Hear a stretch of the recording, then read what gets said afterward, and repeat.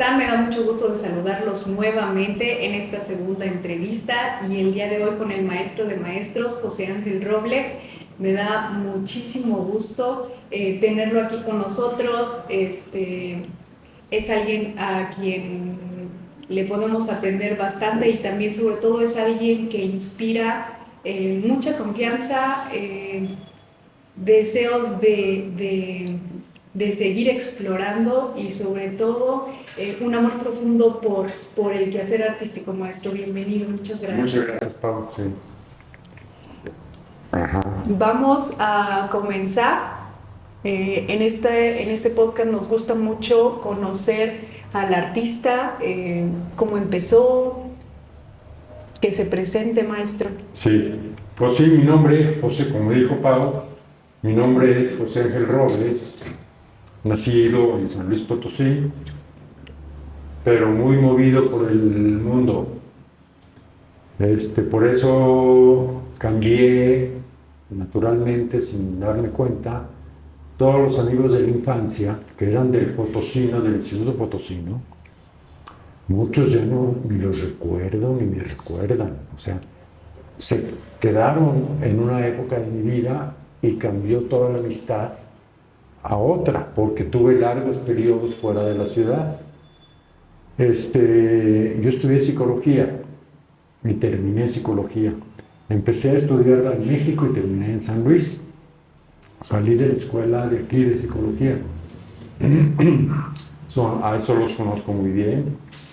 Luego me fui otra vez a México y trabajando en el campo, porque estudiamos psicología educativa, que era con campesinos. Ni les platico cómo era el trabajo porque es muy largo, pero era muy interesante, muy bonito. Vivíamos en el campo cerca de Toluca, en Calixtlahuaca se llama, y cada fin de semana nos íbamos Joaquín, un amigo mío, y yo al DF en mi coche a vivir, a ver teatro, a ver cine, a fiestas, a la ciudad del DF. Y me empezó a gustar mucho la Ciudad de México, me empecé a conocer muy bien. Y hubo un momento, después de 2 años y medio de estar ahí en el campo, en que dije, yo ya me voy, ya acabé. Y me fui a la Ciudad de México a vivir. Ahí, por suerte, conseguí una chamba en el centro, ahorita me acuerdo del nombre, en Coyoacán, y ahí daba clases de dibujo y de pintura a niños y a adultos. Entonces, ¿cuándo fue su primer contacto con el arte, maestro? Cuando estaba en psicología, mi trabajo en una época era dar clases en el DF, en una sucursal de la UNAM, que se llama ENEP, Escuela Nacional de Estudios Profesionales, son sucursales. Y a mí me tocaba por la salida a Puebla.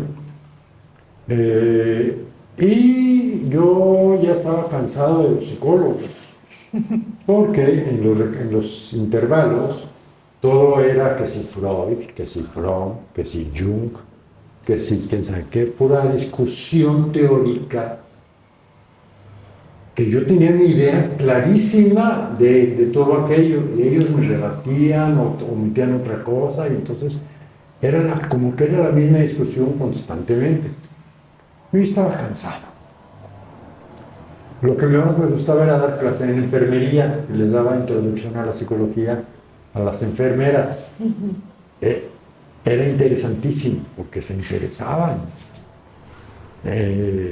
Más que interesante lo de darles a los de psicología, que ya sabían, ya era eso. Pero bueno, saliendo de clases, yo me iba a un café de la Gandhi, que queda en Miguel Ángel de Quevedo, en Coyoacán,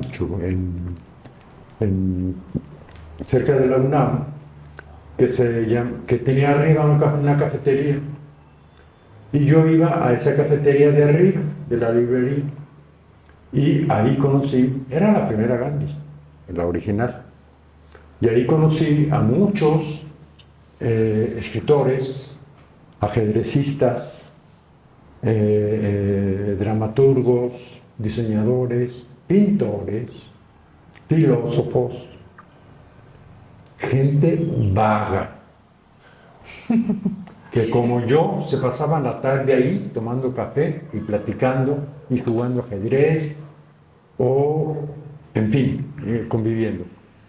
Y yo empecé a sentir mucha más afinidad con ellos. Me sentía parte de ellos y ellos, o sea, me aceptaban. Ahí era muy a gusto. Te diría, esto es lo mío, pensaban, ¿no?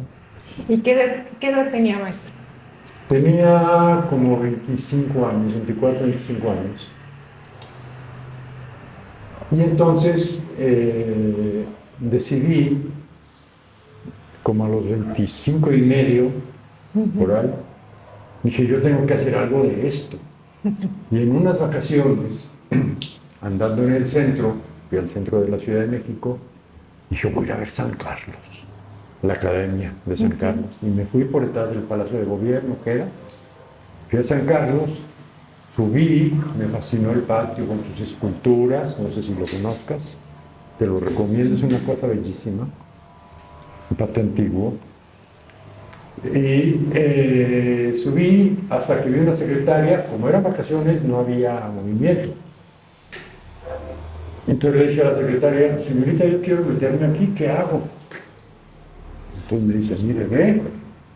Y se veía una puerta, otra puerta y luego una ventana.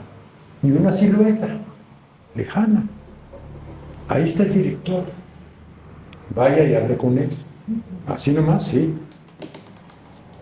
Caminé todas esas habitaciones, las crucé. Buenas tardes.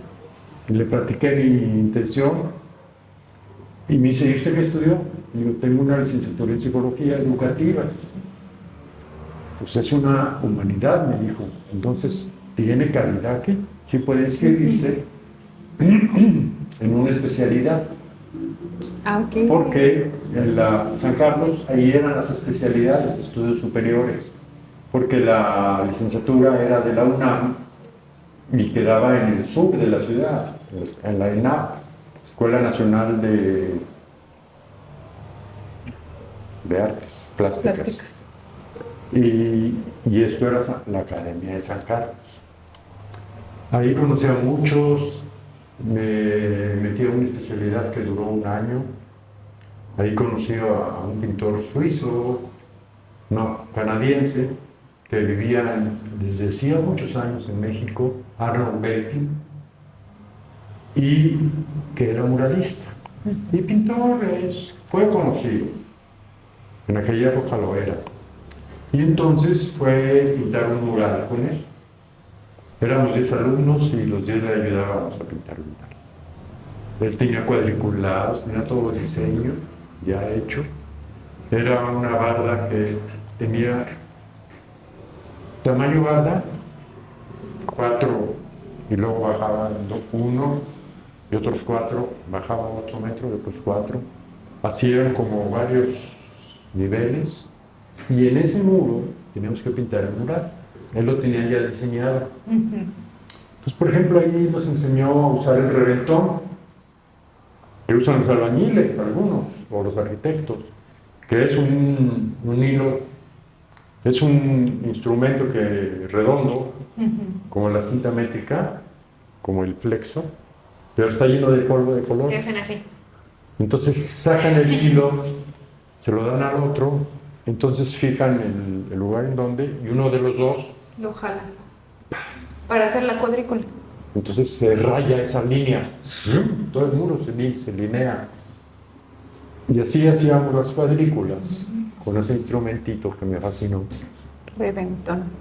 Y él tenía cuadriculados sus diseños y él nos preparaba las pinturas acrílicas y nos decía, tú pinta eso, tú pinta el otro, a cada uno.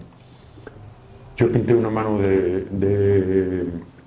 tengo de quién, se me fue el nombre, y detrás de él su cara.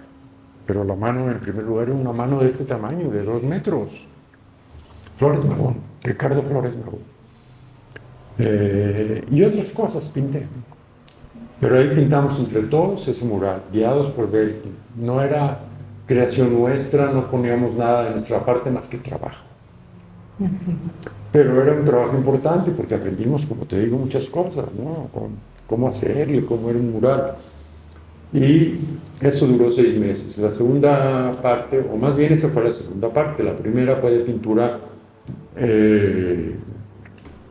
pequeña, y en una mesa me empecé a pintar, también bastidores en Caballete,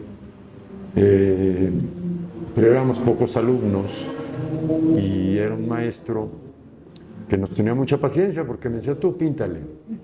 Maestro, ¿y cómo fue enfrentarse a ese primer lienzo? ¿Qué le pasaba por la mente? Mira, en aquella época yo tenía un pelo largo, negro, que me nació desde aquí, y la barba negra.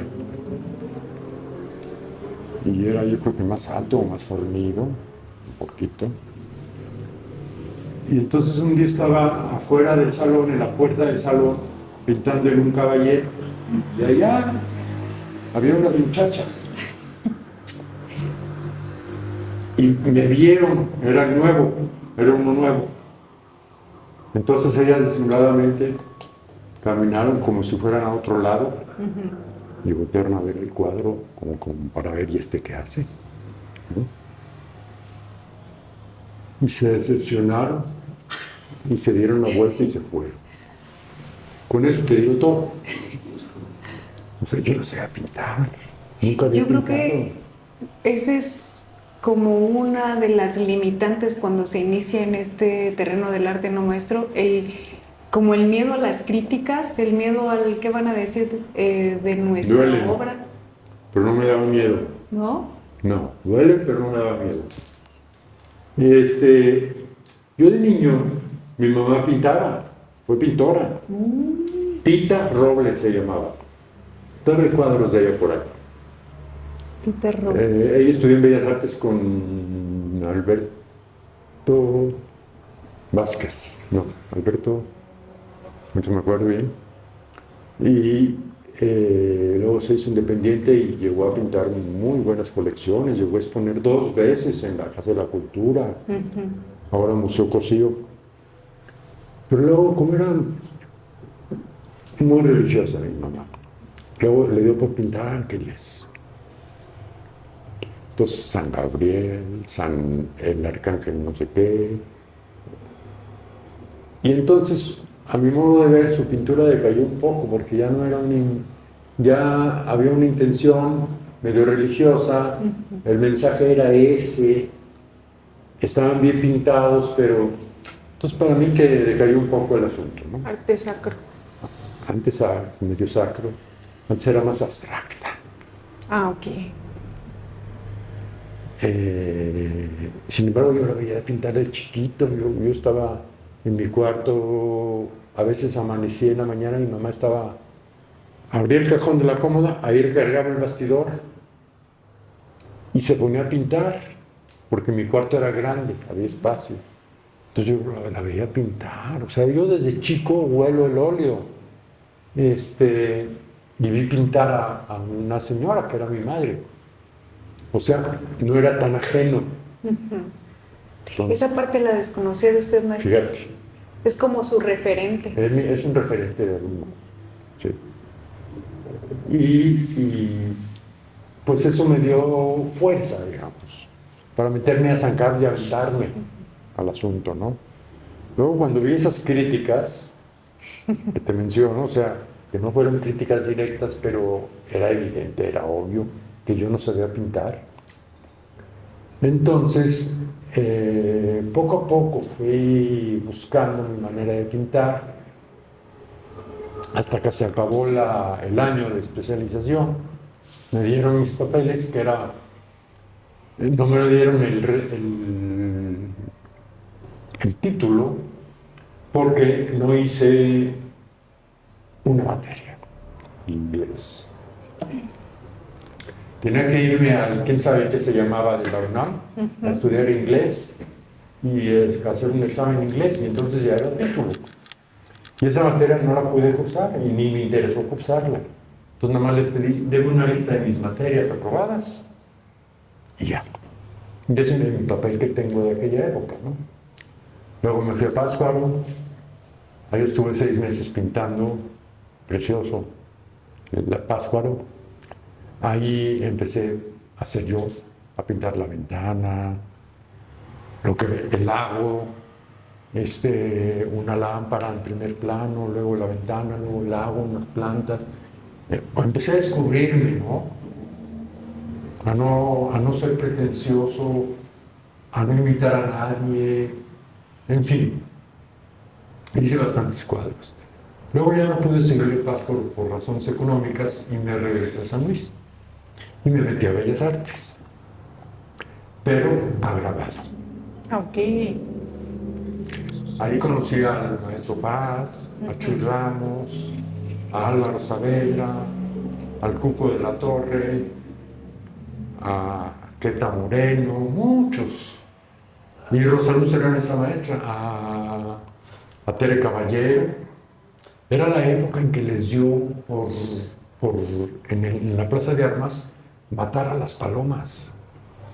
Las envenenaban porque ellas llenaban de excremento la cantera, y la cantera se deterioraba de la catedral con los excrementos de las palomas. Entonces yo por matar a las palomas, y Tere Caballero pintaba palomas muertas.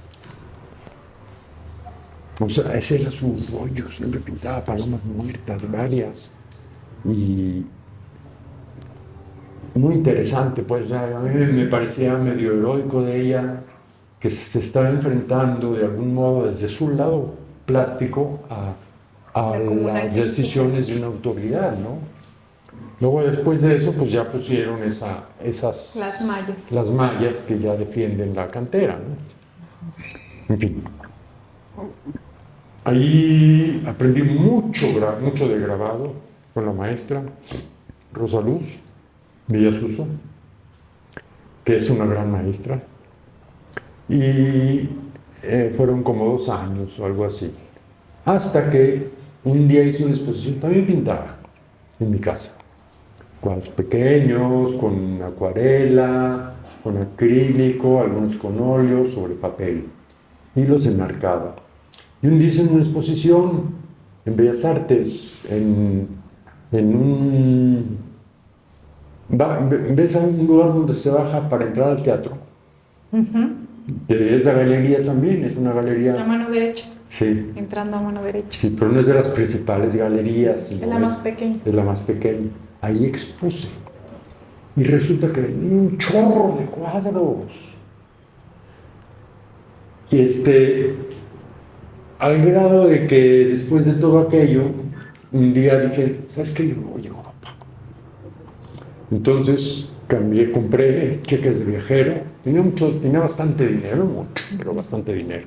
$1,500 en cheques de viajero. Mamá me cosió una bolsa aquí en las camisetas, una bolsita oculta. Ahí guardaba mis cheques de viajero para que no me los fueran a robar de acá, para protegerlos. Y compré un boleto, saqué mi pasaporte y todo, y compré un boleto de ida. Que dijo, no sé cuándo me voy a regresar. Me fui a Londres. En Londres estuve 1 mes. En la Tate Gallery, la National Gallery, otro museo que tiene las cosas de Egipto. Museo, no sé, no era de pintura. Maestro, ¿cómo impacta esta experiencia a un artista? Para mí fue impresionante llegar a Londres, fue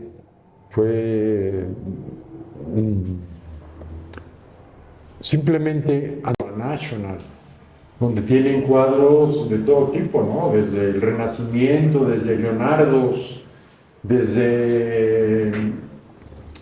pues de todo tipo de obra, las tienen clasificadas, por supuesto, por salas, y tienen un arte contemporáneo también, ¿no? Ahí vi por primera vez un cuadro de Paul Klee. Paul Klee era mi artista favorito, mi ídolo.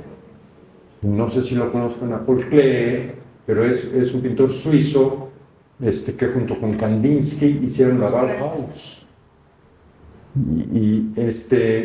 En pintura, ¿no? Desde el lado de la pintura. Y a mí me gustaba mucho Paul Klee, no trataba de copiarlo, pero me influía, me dejaba la paleta, el color, sí. Como muy quebrada. Sí, Un poquito sombría. una combinación de colores, no sé, me encantaba Paul Klee y todo eso. Pues vi Paul Klee reales, ¿sí? Chiquititos, a veces más grandecitos, pero auténticos, ¿no? Y es que finalmente nunca va a ser lo mismo ver una pintura en un libro, cuaderno, sí. que se van a modificar los colores por la cámara, por la impresión, que cuando uno puede ver directamente la pieza, Y el color auténtico, cómo la le factura. borró, cómo le salió un lapicito ahí que no. O sea, estás viendo casi al pintor, te lo imaginas actuando, ¿no?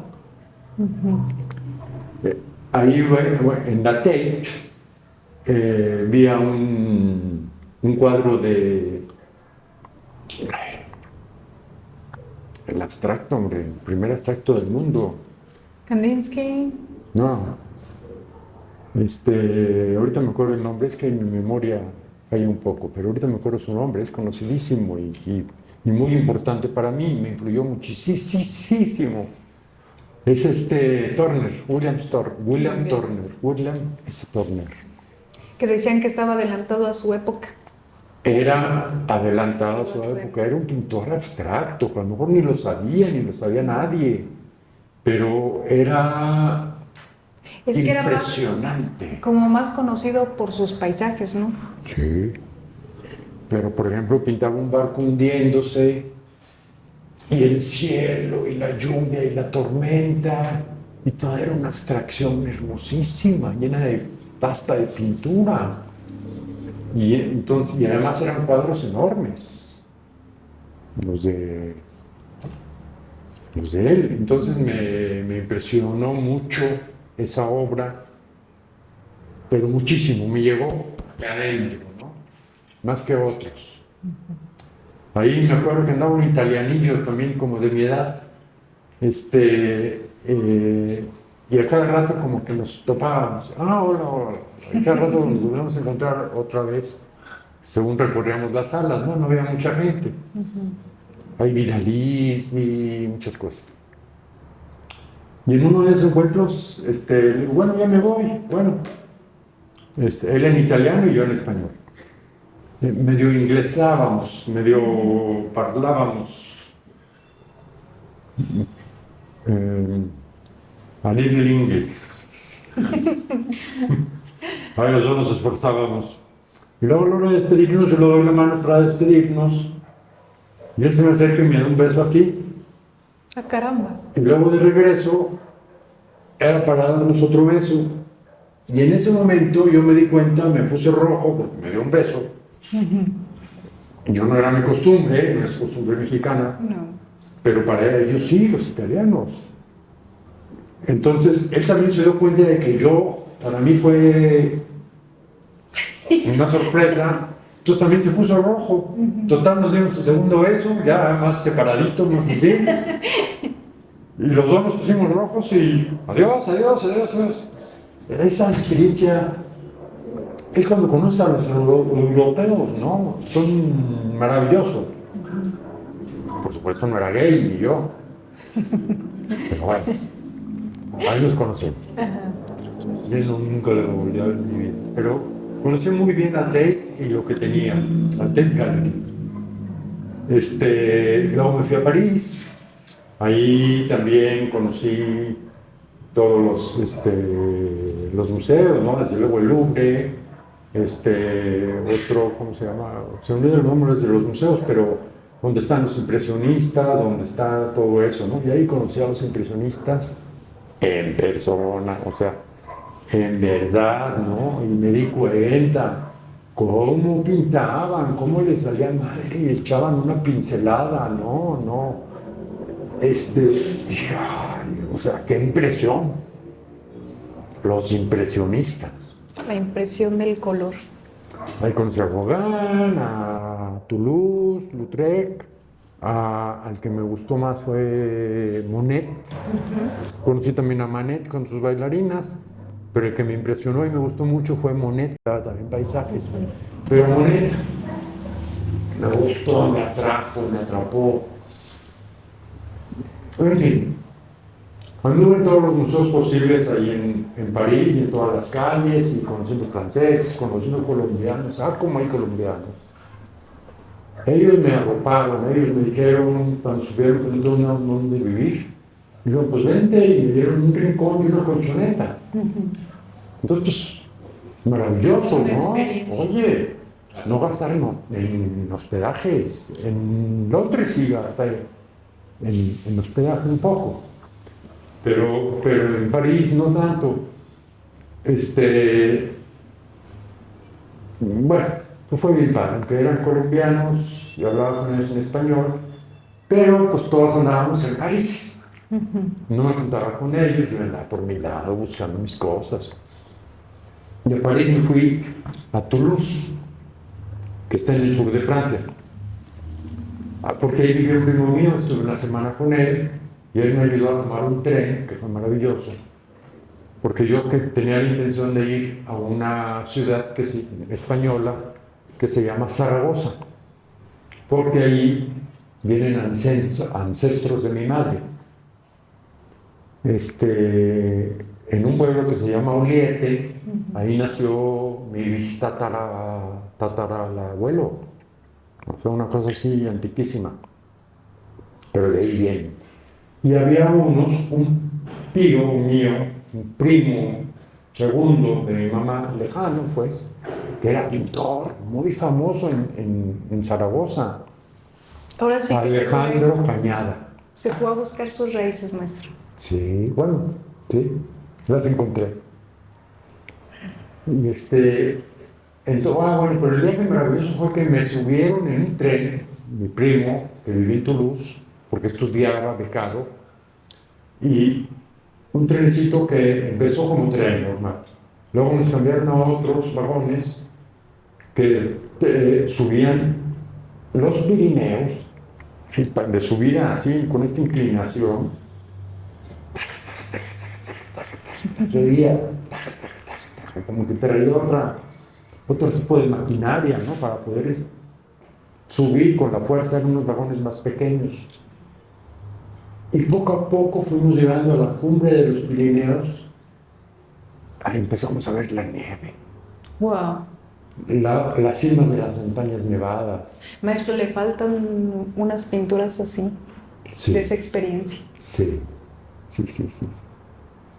Y al llegar a una estación determinada, que ahorita se me olvida el nombre, no quiero perder tiempo en acordarme, pero fue muy famosa durante la Segunda Guerra Mundial porque cuando los rojos y los españoles que querían la República y cuando la Guerra Civil Española, cuando los españoles ahí tenían que ir, bueno, fue un relajo ahí, pero ahí es muy importante porque ahí cambia el tamaño de las vías del tren. En Francia son un poquito más estrechas y en España se ensanchan un poquito. Entonces cambiamos de tren. La estación, no sé, al rato a lo mejor me viene a la cabeza.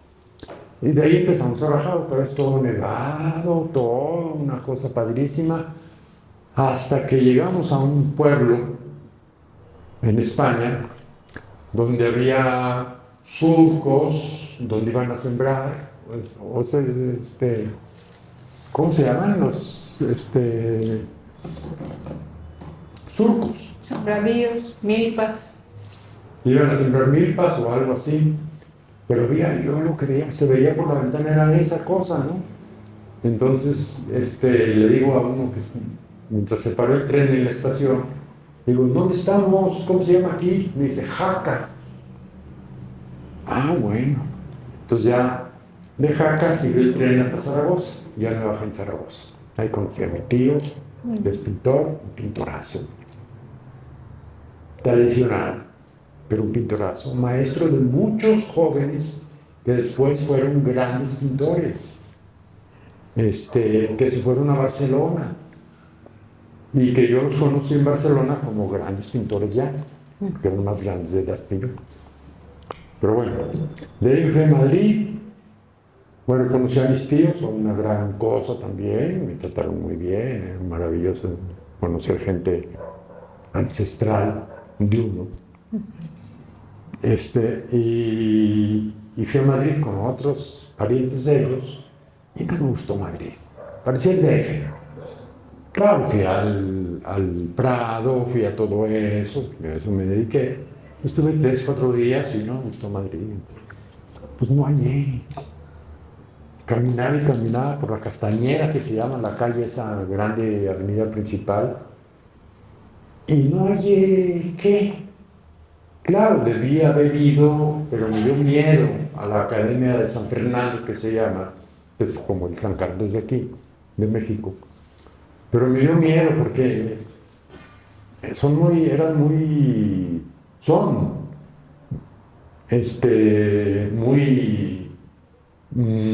autodeterminados los españoles, o sea, te hablan muy cortante, muy...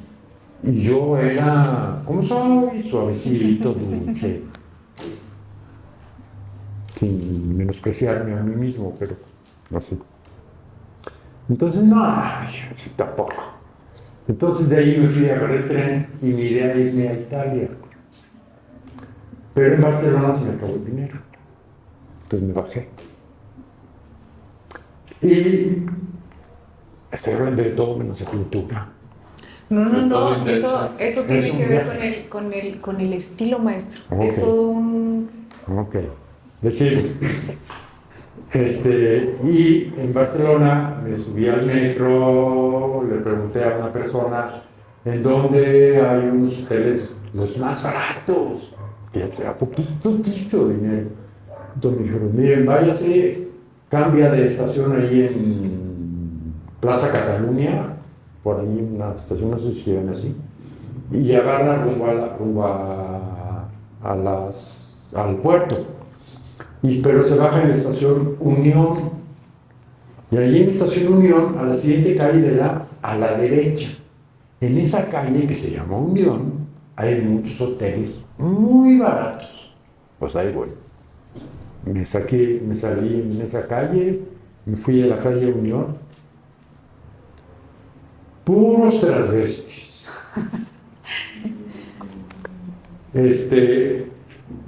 Pero unas mujeronas, pero unas piernas, ay, jole, pero eran transvestis. Bueno, ahí vi un hotel, ¿cuánto cuesta? Dice, por hora o por noche. Digo, no, yo quiero dormirme. Ya tanto. Ya me dieron una habitación, me subí. Toda la noche. No descansó. Subida y bajada, oía pisadas, pero ahí me dormí, por fin, después del viaje, y ahí estuve como 2 días, hasta que cerquita de ahí fui a un café que se llamaba El Zurich, que era un café con toldos y mesitas allá afuera, y ahí fui a echarle un café, y oí en una mesa a unos mexicanos. ¿Cómo los supe? Por cómo hablaban. No, güey. Mexicanos. Entonces me animé ya a poner un café, me animé y les dije, ¿soy de México? Sí, tú también. Sí. ¿Sí? Empezamos a platicar y ellos me invitaron. Si quieres, vente con nosotros, te damos ahí igual una colchoneta y un rincón. Pues órale. Y ahí voy. Y ellos nos hospedaron durante como un mes, hasta que en una caseta telefónica, todavía había teléfonos de caseta. Entonces, en una caseta conocí a una chava, porque coincidíamos en la cola de la caseta, hasta que como la tercera vez le saqué plática, nos hicimos novios. Y entonces ella me invitó a vivir con ella y sus otras compañeras que vivía, otra compañera y un compañero. Roomies, o sea, pero yo vivía con ella y ahí estuve un tiempo con ella y andé con ella. Y para vivir lo que hacíamos era hacer diseños de toallas para la playa, toallas que iban a ser de este tamaño o más grandes.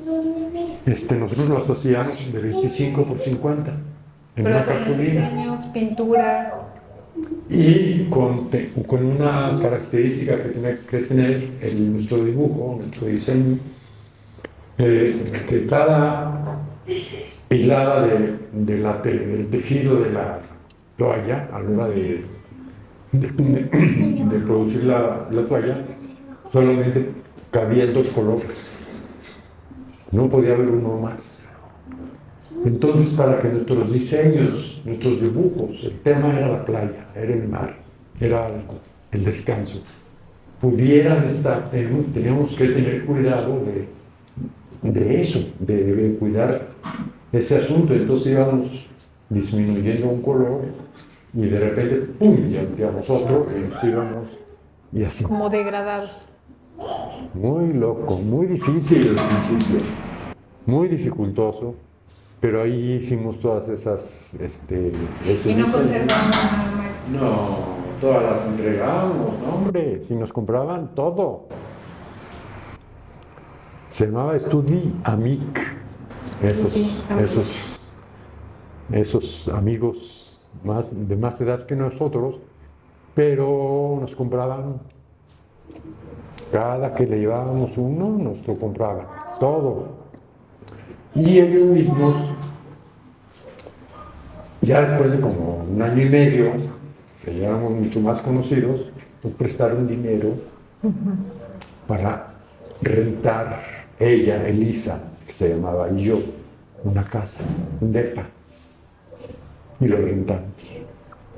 Pagamos el depósito, la primera renta y la adelante, o sea, y nos fuimos a vivir ahí. Era un departamento antiquísimo, en un edificio antiquísimo también, que daba, acá está el puerto y acá estaba nuestro departamento.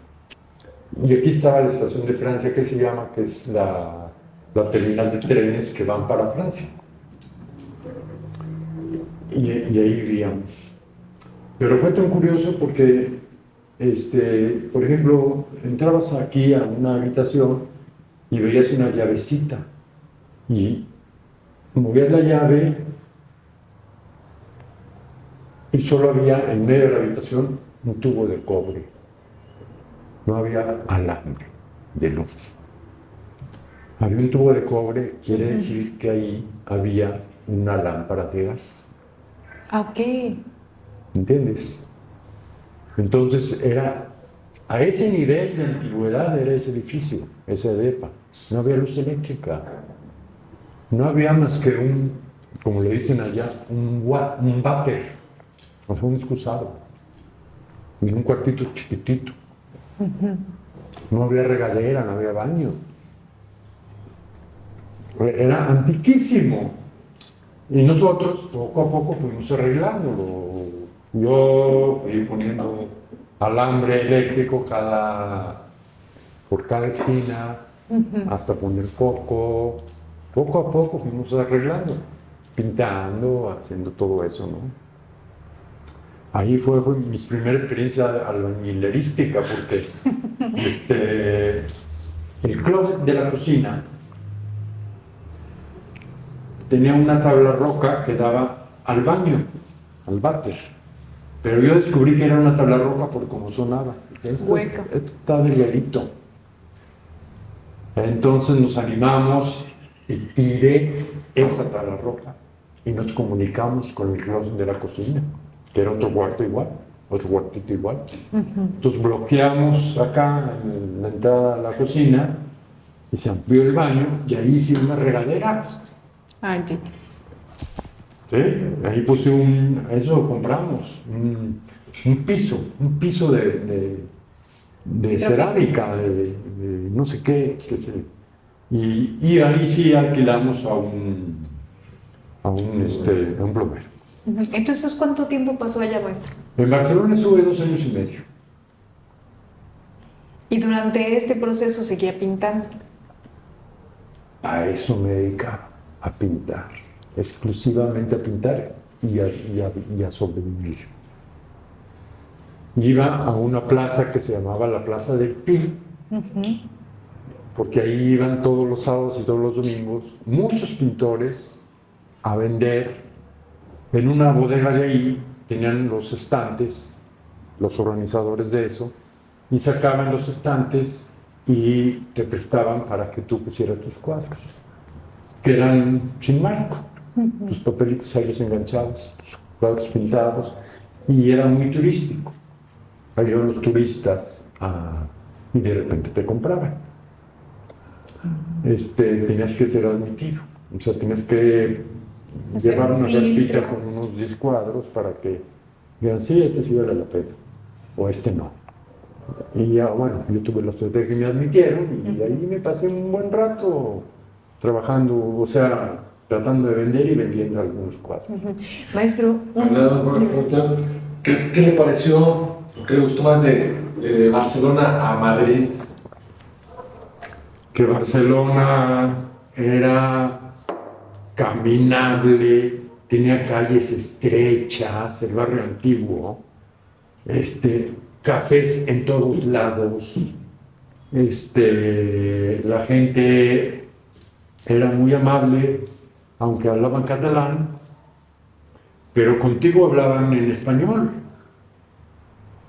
a su manera, ¿no? Ahí lo malo era que si llegaba otro catalán, te fregabas, porque empezaban a hablar en catalán y a ti te olvidaban. Pero todo eso me sirvió porque yo aprendí a hablar catalán, un poco a hablar, aprendí a entenderlo, absolutamente, entendía todo en esos 2 años y medio, pero pude hablar poco, sí pude hablar algo. No hace falta que hablara porque me entendían en español, pero... Y ahí el ambiente cultural artístico era más propicio que... Era padrísimo, era muy agradable Barcelona. Habíamos muchos pintores, había de todo. Había las Ramblas, que estaba llena de gente siempre, que daban al puerto, su camino que da al puerto. ¿Lo conocen? ¿Barcelona? No. Tiene mosaico, es peatonal en medio y por los lados pasan coches de un lado y para otro. Pero ese peatonal es muy ancho, es como si fuera, no sé, la calzada de Guadalupe, pero ancho, sin árboles, pues sí había árboles, pero era muy ancho y era mosaico. Y muchas veces había pintores que se ponían a pintar en el suelo, ya casi llegando al puerto, donde estaba un Cristóbal Colón arriba señalando hacia América. Después descubrí que no era América, él señalaba hacia donde él quería ir, que eran las Polinesia, por allá, según él iba a descubrir las islas Polinesias y acabó yéndose a América. ¿Se equivocó? Sí. Entonces él señalaba para allá y todo el mundo decía que para allá era América, pues no. Pero bueno, yo hablaba del piso. Muchos pintores se ponían a pintar con pasteles o con quises cuadros famosos Sobre el piso. sobre el piso, Como arte efímero. como arte efímero, grandes.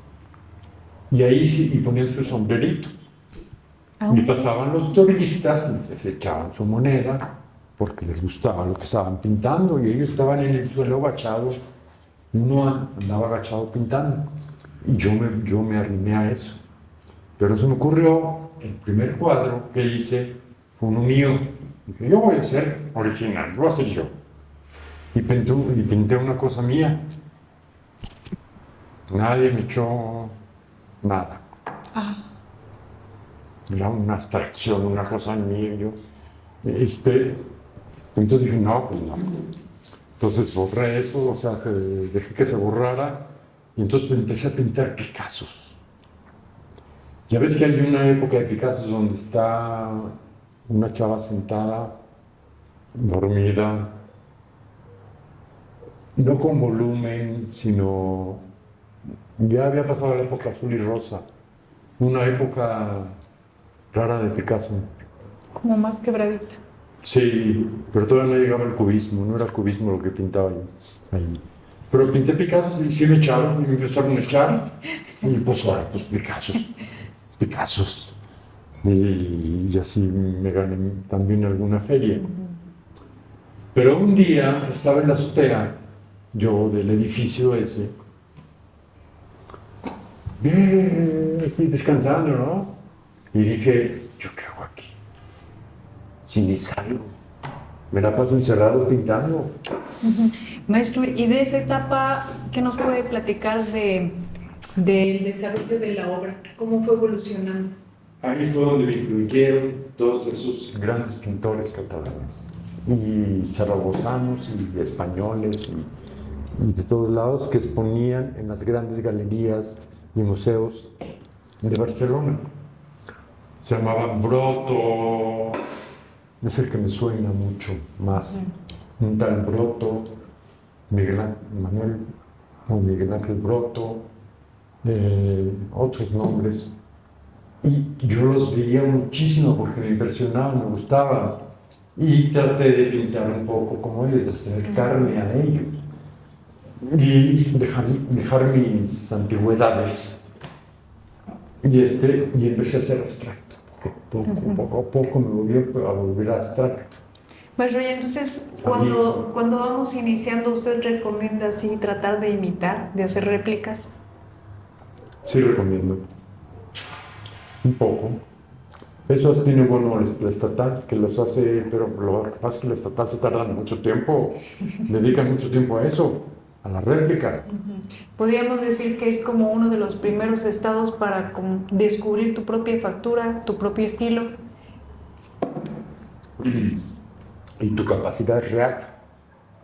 Porque tienes que imitar la pincelada, tienes que imitar el tono, tienes que hacer todo igual.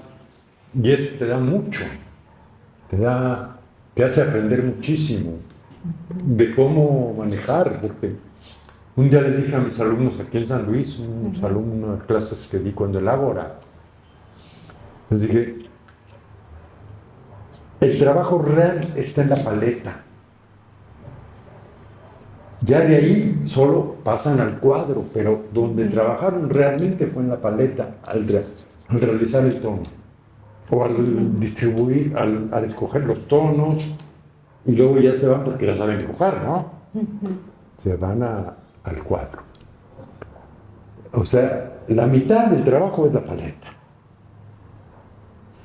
Se me hace muy interesante, maestro, esta parte que dice de imitar las facturas, sobre todo porque las facturas tienen que ver con la personalidad, ¿no? Sí.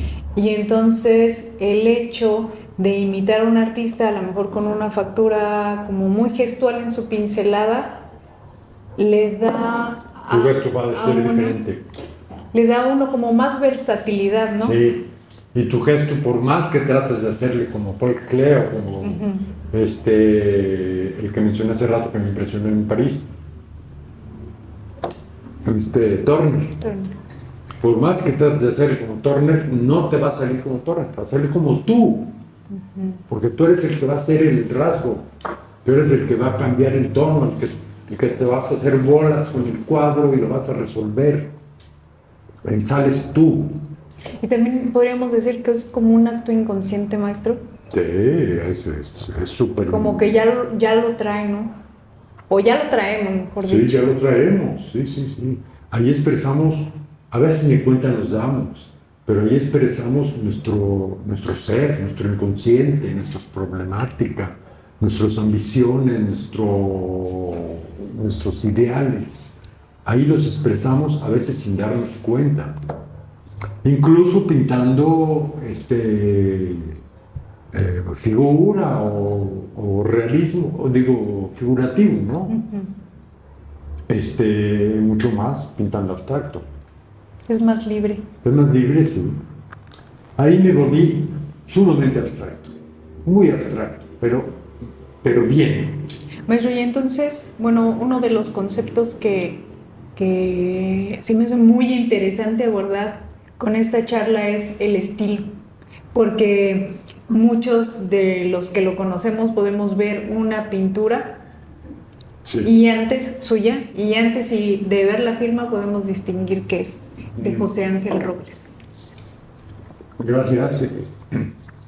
Eso es una gran cosa. Sí, pero para llegar ahí, maestro, yo creo que es fácil, es no darte cuenta. no darte cuenta, pero ¿cuántos años? Bastantes. Eso. Sí. Pintar y pintar y pintar y pintar y pintar. Recuerdo, por ejemplo, que en Barcelona, te digo que me volví muy abstracto. Ahorita sigo platicando de Barcelona. Pero cuando volví a México, ya no me salían los abstractos. Volví a pintar como Monet, por más o menos. O sea, me volví otra vez paisajista. Y eso fue un conflicto muy grande para mí, porque dije, ¿qué pasó? Todo lo que logré, ¿qué pasó? Es que, bueno, ¿no será más bien ahí que regresó como a su origen? Pues sí. Si nos regresamos en la charla, usted hablaba de cómo empezó dando clases en comunidades. Entonces, yo creo fielmente que es una cuestión inconsciente en la que el contexto aflora Y ya no servía el abstracto, no significaba, no tenía caso hacerlo tanto. Sin embargo, un árbol sí, un río, algo, un maguey, una cosa de aquí, ¿sí? Lo cual era frustrante para mí al principio, porque te digo, porque yo había alcanzado, según yo, la gran cosa que era ser un pintor abstracto como aquellos. Bueno, lo hice también allá, llegué a tal grado de hacerlo bien, que conseguí exposiciones en galerías individuales. O sea, es una gran cosa, es dificilísimo, eso es dificilísimo allá, conseguir una exposición individual. Y yo la conseguí varias, bueno, como 3. Entonces eso fue la gran cosa para mí, porque me definió, me sentí bien, me sentí realizado. Dije, soy pintor, estoy a la par, ¿no? Puedo. Luego me vine a México y ¿cuál? Ya no puedo, ya no funciona. Maestro, entonces ahí tiene que ver con un bloqueo que yo creo. Con algo, mi regreso a México fue un viaje de un mes en barco. Me vine trabajando como marinero en un barco. Fue como una desconexión, ¿no? Fue una desconexión, nos tocó una tormenta, viví el mar, viví el mes en el barco, seguía las órdenes del capitán, como todos los más lobos que se llaman los de la cubierta, barría, trapeaba, cincelábamos los óxidos del barco para ponerles monio, que se llama, un rojo. No pintura roja. Por cierto, su pintura tiene muchos rojos. ¿No Sí. será de ahí? A lo mejor. Y luego lo pintábamos. Bueno, el barco llegó nuevo a México. Llegó pintado. Llegó pintado. ¿Qué tal esa experiencia de barco? Fue una cosa increíble, increíble. O sea, ¿qué gente venía también ahí? Venían mexicanos. Era un barco mexicano. Sí, porque yo paseando por la orilla frente al puerto, por una calle donde hay puras como oficinas o tienditas y oficinas, vi transportación marítima mexicana y dije, y me metí, dije, ¿es transportación marítima mexicana? Dice, sí, aquí es la oficina, aquí va a llegar el barco próximo. Digo, ¿y qué tengo que hacer para irme? Y como era una señorita, me dice, mire, estés atento. Dentro más o menos un mes va a llegar el barco de México, que ahorita anda por las Filipinas, por allá. Cuando llegue aquí a Barcelona, usted va a ver la bandera de México en los mástiles. En un mástil va a ver la bandera de México. Cuando vea esa bandera, se viene inmediatamente para acá. Y me dio el nombre del capitán, el nombre del barco y cuándo zarpaba. Dice, fui y me dio esos datos y dice, váyase rápido al consulado. En el consulado hice una exposición, me hice amigo del cónsul, le regalé un cuadro también con un Planck, Carlos Planck. Y fui inmediatamente con los datos, me hicieron una carta, me decía, señor capitán del barco fulano, le pedimos de la manera más atenta, nos haga el favor de regresar al ciudadano mexicano, mi nombre, quien intempestivamente se encuentra sin recursos económicos para regresar a nuestro país. Como si me hubieran robado, como si me hubiera quedado sin dinero por algo raro. Así, intempestivamente se encuentra sin recursos económicos. Nada de que haya 3 años aquí y se quiere regresar. Y entonces, con esa carta, Carlos Planck, cónsul de México, ahí la tengo, la carta, la copia. Se la di al capitán,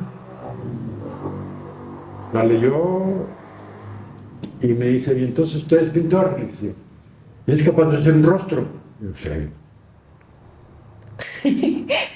Sí. Dice, bueno, pues cómprese como de ese tamaño, 2 telas, como de este tamaño, y tráigase sus materiales, sus pinturas. Y entonces el capitán me dijo, tráigase dos telas de este tamaño y sus pinturas, y se viene. Mañana a las 5 de la tarde salimos de Barcelona, véngase un poquito antes, al 15 para las 5, llega, se sube por la escalerita del barco, y aquí lo recibimos, ¿ya? Y Elisa me acompañó, le dije, acompáñame, ya me voy. Ya sabía desde hace un mes, y le había dicho, y estábamos de acuerdo, y ya. Entonces me acompañó al barco, y subiéndome al barco como en el 4.º escalón, le digo, por cierto, pues toma las pesetas, pues ¿para qué las quiero? Las pocas pesetas que traía, toma tus pesetas, a ti te servirán más que a mí. Le di mis pesetas y ya me subí al barco. Elisa se fue. ¿Y ya nunca lo volvió a ver? No lo he vuelto a ver. Y ya. Ahí en el barco, los cocineros, el cocinero era de mayor de edad, de grandecito, pero todos los de la cocina eran gays. Entonces el cocinero mayor, a mí un día en el comedor me dice, tú pareces el Nazareno. Y yo le digo, pues sí soy. En fin. Total que a las 12 del día yo andaba barriendo, trabajando como los demás, porque nos levantaban así, nos levantaban a trabajar, a los lobos, que son los de cubierta. A las 12 me gritaba por sus ventanas de arriba del puente, ¡Nazareno! Ya yo donde estaba me asomaba y decía, ya me subía yo y ya sabía que iba al camarote del capitán, que tenía una oficina junto a su cama, junto a su cuarto de su camarote, en una como oficina. De ahí era donde yo pintaba un retrato de este tamaño de su mujer, de su esposa, así en un portarretratos. Y como tenía un vidrio Lo cuadriculé con una pluma fuente que se borraba, o sea, una pluma fuente. Lo cuadriculé mi bastidor y pinté a su esposa. Tal cual. Su esposa despacito, con todo el sumo cuidado, la fui pintando. Y luego a él, para pintarlo a él, me posaba. Entonces se sentaba así y yo lo pintaba. Luego un día me sacó un catálogo de Sears, de así de gordo, gringo. Empezó a ojearlo. Me dice, póngame este Fondo. smoking. Ah, Un smoking así, en un palo así. Ahí estaba el smoking sin hombros, o sea, tenía que reinterpretar la forma. sí. Pero estaba la corbatita, la camisa, el smoking. Pues le puse su smoking a su forma, a su Complexión. complexión. Y luego los dos retratos los uní con una bahía, con un atardecer muy rojo, muy bello, rojo, y una bahía con un poquito de mar, pero una bahía que unía a los dos cuadros, a los dos retratos. Y así se los entregué. Ese fue mi precio de que me trajeran acá a México. Y luego, Pues quiere decir que luego, por ejemplo, la tormenta y todo eso, que no, la tormenta fue una cosa tremenda. Porque haz de cuenta que esta es España, y aquí está Barcelona, y aquí está Europa, y acá está Italia. Y todo esto es la costa sur de Francia, y aquí empieza Barcelona, aquí está Barcelona. Entonces el barco salió de Barcelona y dio la vuelta a toda España. Hizo una parada en Algeciras, desde donde se veía las montañas de África. Salimos de Barcelona y le dimos toda la vuelta a la península ibérica y llegamos a Bilbao. A Bilbao, en 1985, todavía era astillero, allí fabricaban barcos en Bilbao. Entonces, es una ría, le llaman, que entra a tierra y está rodeada de fábricas y de astilleros hasta que llegas a puerto, a diversos puertos, unos turísticos, unos industriales, y llegas a Bilbao. Y cuando entramos en la madrugada, yo me fui a la proa del barco, estaba amaneciendo y yo veía fierros, formas, cosas así, muy bello, mi manera de ver, ¿no? Me dejaron bajar porque vi un café y le dije, oiga, capitán, nada más me tomo un café ahí en esa cafetería que se ve. Y dice, oye, ándale, me dio un papel, si no vaya a llegar un policía y me dio un pase y bajé. Los demás andaban en las bodegas, llevando no sé qué, subiendo, bajando no sé qué, trabajando. Yo me voy a echar un café. Me eché un café en la cafetería, muy a gusto. Y ya me volví a subir al barco. Y acabando de cargar, nos fuimos. Salimos de Bilbao, acá está el Pacífico y acá está América. Y en medio están las Azores. Entonces salimos de aquí y como por aquí nos agarró una tormenta. Pero qué tormenta, duró como 5 días. Sí, fuerte. Tienen una cosa que se llama la eslora, que es la inclinación, que tiene el barco así.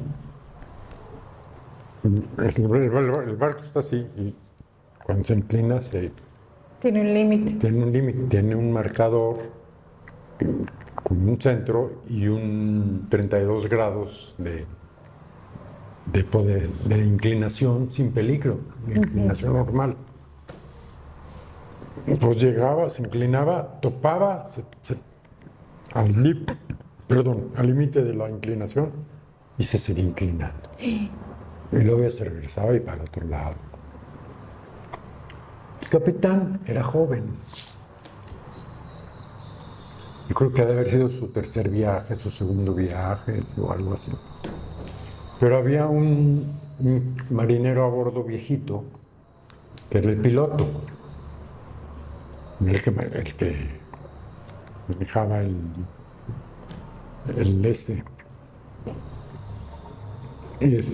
y cuando hubo la tormenta, el capitán se deprimió tanto, le dio tanto miedo o tanta angustia o tanto estrés que lo veía así, sentado en su sillón. Y el que se hizo cargo del trabajo de manejar el barco allí fue el viejito, el marinero, el que tenía toda la experiencia. Es que son olas que se levantaban. Yo me acuerdo de haber visto una montaña que se levantaba de agua, así. Y entonces no lo puedes agarrar así porque te lleva. Tampoco lo puedes seguir así porque se te cae encima. Entonces lo que tenía que hacer el marinero era ir subiendo medio transversalmente la montaña de agua y en el momento indicado mirarle para brincarla. O sea, una cosa muy delicada de... Maestro, ¿nunca ha pensado también pintar esas olas? Pues sí, pero píntalas. Es bien difícil. Sí, a lo mejor un día. Imagínese. Fue maravilloso eso. Y era impresionante, dormíamos en literas, una arriba y una abajo, y enfrente una arriba y una abajo. Nos teníamos que amarrar. Había unas cosas especiales acá para con tu sábana amarrarte para poder dormir. Porque si no te caías. Y en fin, un día se estaba rompiendo un contenedor, un container. Se estaba rompiendo porque adentro estaba floja una máquina enorme que quién sabe qué sería que traían. Se estaba como moviendo y estaba abollando y luego agujereando el container.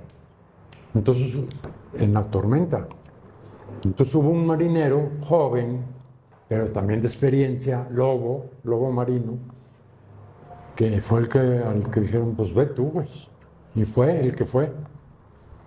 Y cuando se salió, se amarró al barco y de varias maneras. El container quedaba cerquita por donde se salió. Y se salió y se metió al container y acomodó, puso no sé qué, ahí arregló el asunto. No sé qué. Pero cuando él se salió, yo me asomé como a ver por dónde iba y me cayó la brisa, las gotas de brisa, que eran como pedraditas, duras, dolía. No sé si me entiendes, fuerte, tremendo el asunto ese, ¿no? Y seguimos en la tormenta, venían 11 caballos que los traían para Domecq. Los traían en unos contenedores con paja. Venía un español que era el caballerango, que venía a cargo de ellos, era el que les echaba sus pacas de alimento por arriba, levantaba una lona y les echaba se metía con ellos o los atendía, pues les daba agua, los atendía. Pues cuando la tormenta, no lo podía hacer. Entonces le dijo el capitán, mira, échales un chorro de una vez, pones de todo, porque no sabemos qué va a pasar. Pues ya veremos, ¿no? Pero bueno. Entonces les echó. Cuando terminó la tormenta, que empezó a bajar, que se empezó a calmar todo, se fue a asomar rápido, angustiado, el caballerango, Yo me fui con él a ver y nos asomamos a ver a los caballos. Los caballos estaban así, como, pero viendo con una cara de ojeras, Asustados. pobrecitos, y sufrieron. Pero ya los atendió bien el caballerango y y llegaron bien aquí a México. Pero pues vimos atardeceres, vimos lejanía, vimos en las noches, ya cuando pasó la tormenta, ¿no? En las noches me subía con el capitán y con el copiloto, el piloto al puente, y veíamos cómo el barco se levantaba, veíamos casi al cielo, luego bajaba el barco y echaba agua para los lados y casi se inundaba la proa. Y luego otra vez algo así, ¿me entiendes? Era muy impresionante todo eso. Y pero ya cuando había calma, pues íbamos pacíficamente. Nos subimos arriba y me enseñó el sextante, cómo se utilizaba para ubicar la estrella, quién sabe qué, y el sextante, y entonces te vi. No entendí nada, pero me lo enseñó. Y me enseñó la osa mayor, la osa menor, la quién sé qué me enseñó. Que ya se me olvidó. No me reconozco la osa menor, que es la que siempre veo. Ahí está. Siempre la reconozco. Y así, por radio se comunicaban constantemente para saber si, por ejemplo, si en las Azores nos parábamos. Y le dijeron que no, que le siguiera hasta Galveston. Entonces pasamos junto a las Azores, las vimos allá lejanas, pero pasamos. Pasamos entre Miami y Cuba por uno que se llama el Mar de... No, más bien iba al mercadito. Pero en el mercadito... En el mercadito sí vendía cosas pequeñas, en las exposiciones no vendía, No, porque eran óleos. más grandes. Más bien esos se quedaron allá. Se quedaron en el consulado de México y Luego los mandaron. después mi hermana fue con su esposo es oftalmólogo, y lo mandaron a estudiar una especialidad a una clínica de Barcelona que se llamaba Raquel. Entonces vivía en Barcelona, en la zona pudiente, no en el barrio gótico, sino en la zona pudiente. Y entonces, cuando se iban a venir, yo ya vivía en México, ellos me dijeron, ya nos vamos para México. Y le dije, te pido un favor, Mónica. ¿Qué? Tráete mis cuadros. Dile al cónsul, el cónsul era de Matehuala, de origen de Matehuala, pero pues ya años en la transportación mexicana, era no el cónsul, perdón, el vicecónsul de Barcelona. Entonces, se identificaba mucho conmigo por San Luis Potosí, Matehuala, entonces me trataba muy bien. Entonces, a él se los encargó. Y Mónica le ayudaron ahí los muchachos, los quienes del consulado, los desmontaron, los enrollaron y se trajeron del rollo, con todos los cuadros. Menos uno, que una secretaria dijo, es que ese estaba siempre allí, colgado en su oficina. Yo lo quiero. Entonces se lo quedó, lo compró. Le dije a Mónica, ¿cuánto? Lo compró y les pagó. Entonces Mónica me dijo, ya me pagaron el cuadro. Bueno, ese dinero, váyanse a París, váyanse a pasear. Porque ellos eran limitados, o sea, comían y a la casa. Comían y a la casa, tenían 2 niños. ¿Así? Entonces iban a la clínica y o sea, muy escueto su movimiento. Entonces le dije, váyanse a pasear a Europa, váyanse a París. Ay, con ese dinero llévenselo.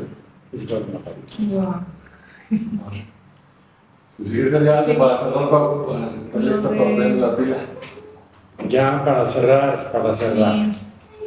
¿Por qué nos aventamos otro capítulo Después sí. ¿Estás grabando? con esta? ¿Pero ya estás grabando? Sí, desde hace rato.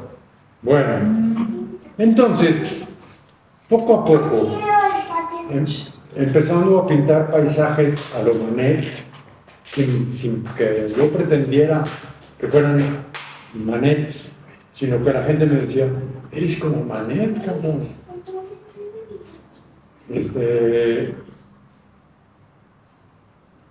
A mí me daba pues pena, ¿no? O sea, era un retroceso para mí. Entonces, poco a poco, a través de los años, Paul, empecé a juntar el Manet con el abstracto. Y empecé a llegar a esto, que tú vas a ver, que puedas reproducir algunos en la máquina, en la imagen. Tengo una, no es que no la traje, tengo una Memoria. memoria en donde vienen algunos y para que puedas también pasar algunos cuadros de estos, o si no de estos, pues no sé. Y ya, llevo todo el tiempo de más, he vivido en San Luis, me fui a México un tiempo, pero llevo más de 26, 30 años en San Luis. No es año. Me da flojera. Un día me han dicho, bueno, pues es que no te promueves. Vamos a hacer una estrategia para que te promuevas. Te digo, mira, para que mi obra se vea y yo tenga éxito, yo soy amigo de Valdemar Cotela, por ejemplo.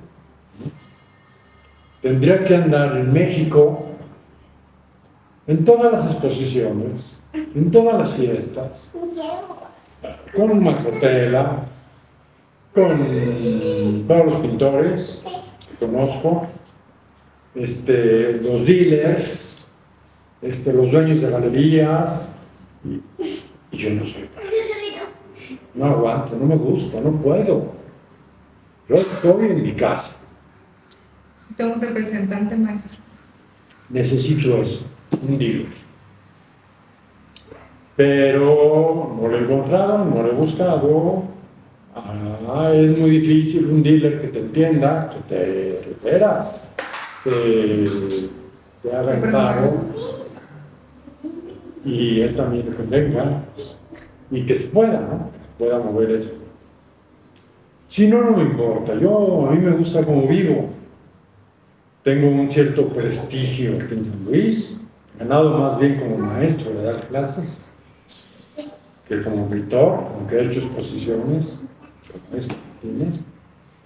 Pero no me interesa tanto, tanta inquietud, tanto estrés. Llévate los cuadros, pinta 5 más que faltan. No. Yo me gusta vivir, pintar, la neta, ser honesto con mi pintura. Si me equivoco, pues me equivoqué. Hay cuadros que no salen. Tú vas a reconocer muy bien eso. Que tardan 2 meses en que no salen, por más que esfuerzo que le echas. No se da. Y pues no se da. Entonces, pues hay que aguantarse. Yo prefiero vivir así que andar de patas, de pata loca por ahí. Maestro, una charla muy interesante. Yo creo que a muchos como artistas nos incentiva a seguir por el camino del arte.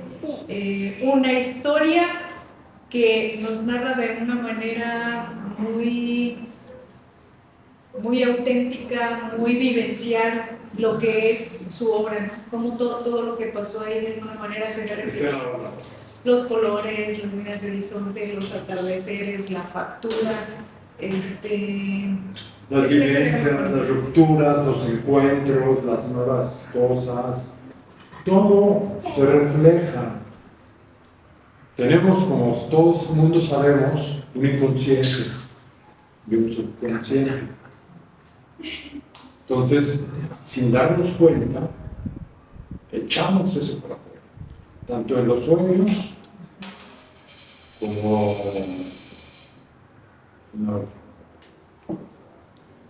a veces yo no sé qué es, llega alguien a la casa y dice, un barco. Yo no lo había visto. Pero inconscientemente. Pero inconscientemente. Y sobre todo una travesía que lo llevó a encontrar su stick. Sí. Que fue lo más. Sí, sí. Y además que le hizo vivir.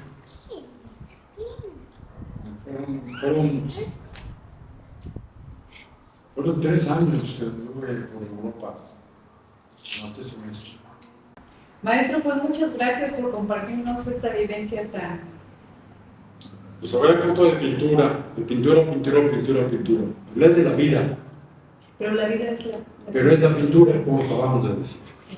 Muchísimas gracias, maestro. Yo espero que tengamos nuevamente otra charla. Una segunda parte, ¿verdad? Más pictórica. No, estuvo excelente. Muchísimas gracias. Sabe que le estimamos mucho, sabe que admiramos su trabajo y recordarle que es un ejemplo para nosotras, que habemos muchos alumnos que de verdad lo estimamos, lo queremos y le reconocemos que sea nuestra inspiración, maestro. Muchas gracias. Muchas gracias, Pablo. Muchas gracias. Cris, muchas gracias.